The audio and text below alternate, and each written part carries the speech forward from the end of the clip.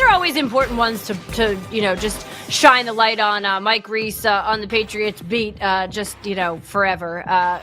Great friend and great reporter there. And, noting that Caleb Murphy was placed on waivers by the Chargers, and the Patriots, of course, got the claim in and are awarded him. But look, this is someone who was with Mike Vrabel, of course, with the Titans. And that's the reason that I bring this up, mostly because it's one of those things that we've seen some guys who have had success there with him in Tennessee, Keegan, who have come and had some success with him here in New England. So anytime you see, a linebacker, a possible rusher, who had success with Vrabel before, potentially joining on to things here in New England, to me, it's like that is worth noting, worth taking a peek at. Yeah.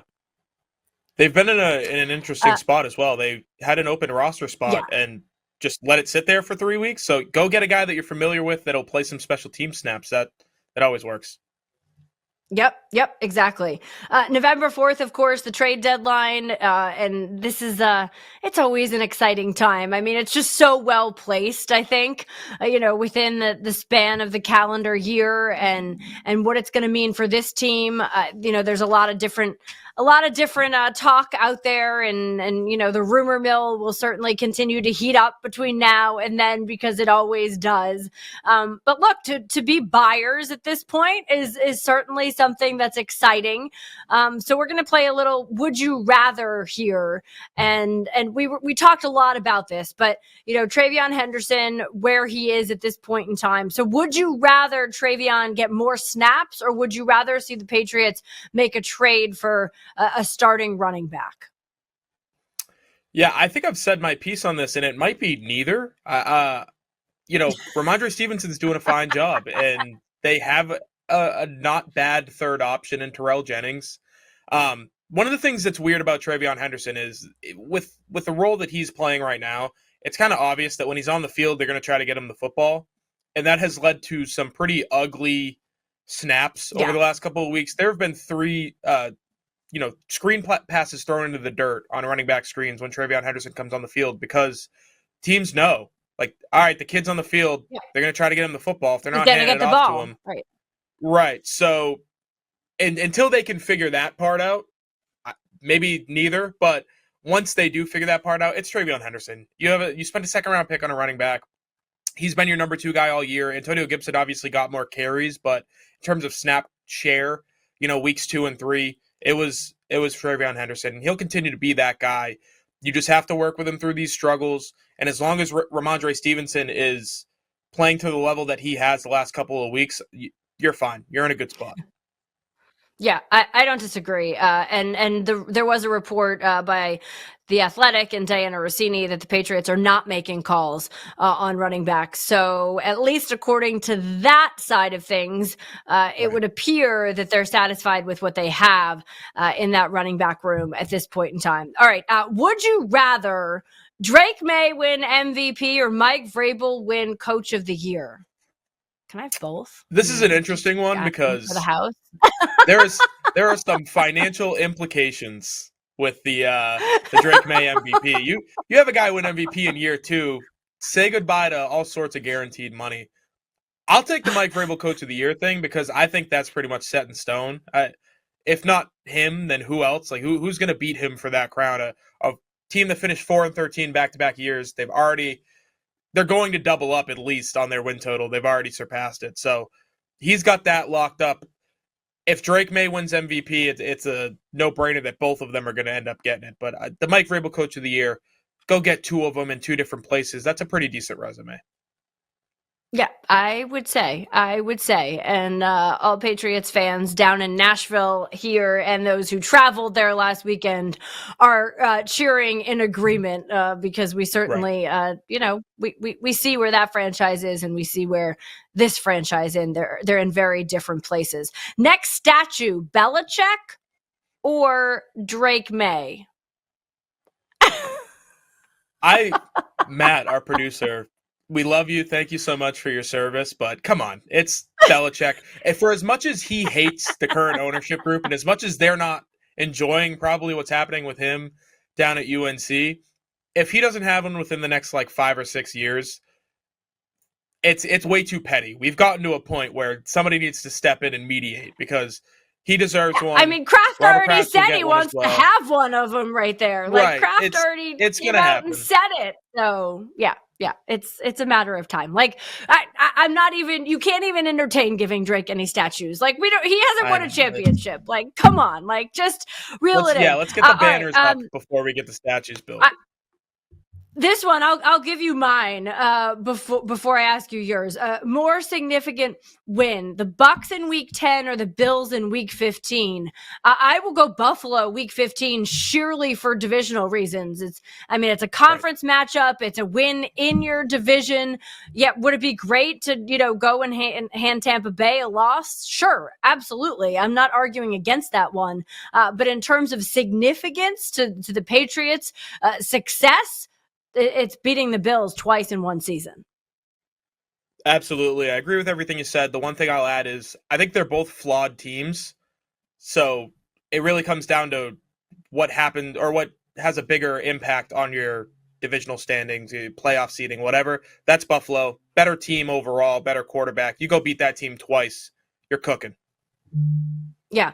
Let's just pull up the playoff seating and standings as it is right now, heading into Week 8. Right? I mean, look, I not that many people would have said that they would take the Colts there, sitting in the 1 seed, but they have the best record in the National Football League, and of course, right now the Patriots are sitting there with the 2 seed.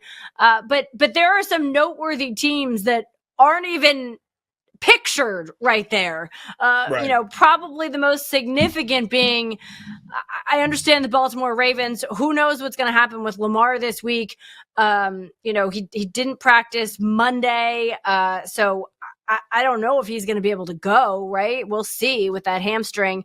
But the Kansas City Chiefs aren't in that, and that is going to change. I will 100% sit here and say that the Chiefs will find their way into the playoff picture when it counts, and not sitting here in October. I feel like I already know your answer on this one, because I know you love this kid, but Chris Olave or Jacoby Myers if the Patriots were to make a trade? Do I even ask the question? I feel like I already know the answer. Yeah, I feel bad. We keep giving me a soapbox to stand on, but Chris Olave all day, every day. I'm a Jacoby Myers fan.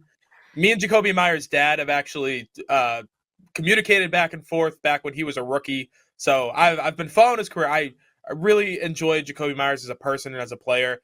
I would give up personal things for Chris Olave. I'd sell my car and get a downgrade. I'd go pick him up at the airport if it meant that he was going to be playing for the Patriots moving forward. That's my guy. That's my guy. Keagan Stiefel, new driver for Chris Olave up here in New England.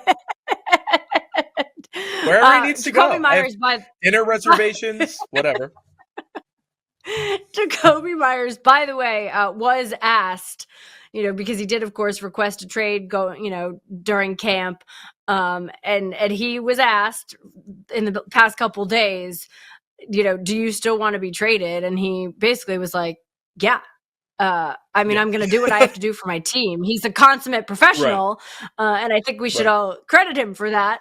But he was like, yeah, he's clearly open to it. So one to keep tabs on. I do too, right? I mean, and it's not only just the honesty, but it's the honesty also steeped in the fact that he is willing to go out there and still be a professional, and play for the Las Vegas team that I'm sure there's a lot of guys in that locker room right now that are not feeling so good, right? I mean, things are ugly in Las Vegas, and they are thrilled to be on a bye week this week because they need it, right? I mean, that was a team that got absolutely dismantled by the Chiefs last weekend. It's not an easy place for anyone, I think, to be in.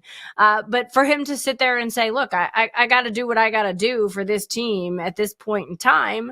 Look, give the kid credit, right? Because that's the way it should be. But we've also seen it not be that way many times over the years, Keegan. So I give him credit for that. Go ahead.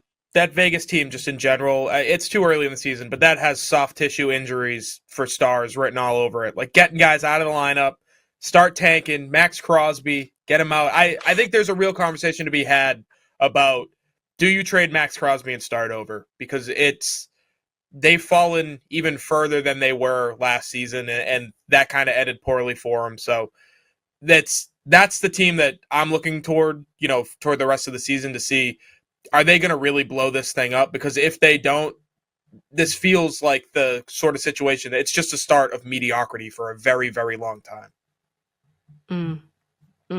Yeah, I mean, there are reports out there that they said that they're not willing to trade him, or that he was told that they're not willing to trade him. But there's certainly questions that you have to begin to ask, right? I mean, but you could say the same thing about Cleveland. Like, if your answer isn't Dylan Gabriel, at some point are you going to go play Shedeur Sanders this season?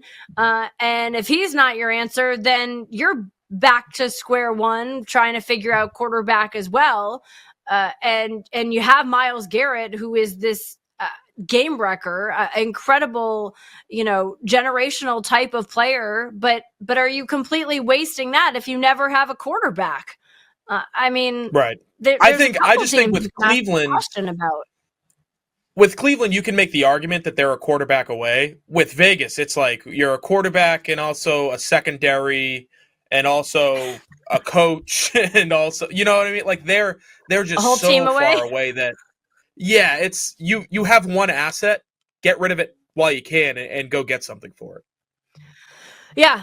I mean, and maybe you make the argument that Cleveland, if they can find the quarterback, is the next Indianapolis that thus far we've seen this season, right? And what, Shane Steichen was able to do with that team and the way that it was built, over the past couple years. And then all of a sudden you have Daniel Jones, and all of a sudden he's Indiana Jones, and the Colts have the best record in the AFC. I mean, I feel like everyone's still like, are they for real? Are they for real? At some point, like, we have to stop saying, are they for real? It's been 2 months. Right? It's just hop on the wagon, because it's already started to take off. That's a good football team. I don't know what else to say about it. Yeah, I mean, their offensive line is playing terrific. Jonathan Taylor is one of the best backs in the National Football League. Like him and, Christian McCaffrey, the season that he's having, obviously. Bijan down there, in Atlanta. I mean, so, all right. Speaking of running backs, would you rather Breece Hall or Rico Dowdle? The loaded question, obviously, because the whole New York in your division thing, that they would never. And Rico Dowdle had like the best game I've ever seen out of a running back a few weeks ago. But Breece Hall is a complete back, and he's been doing it for a while. He's just not in a position to succeed right now. It's such a firestorm in New York, where if his backup running back didn't get hurt, he would be splitting time right now, and he's a top 10 running back in the NFL. Like that it's such a weird dynamic. I would pick him in a heartbeat. I'd probably pick him over, most options that are out there. Alvin Kamara, other running backs who have a great pedigree, but Breece Hall he's the kind of player, if they do trade him, could completely transform what a team is doing, depending on who goes and gets him. Mm-hmm. Yeah, I agree with everything that you just said. And I also think that, there's a lot of dysfunction with the New York Jets right now, and it just doesn't seem like it's going to clear up anytime soon. I mean, oh my. Woody Johnson. Oh my. That's what you get when he owns your football team.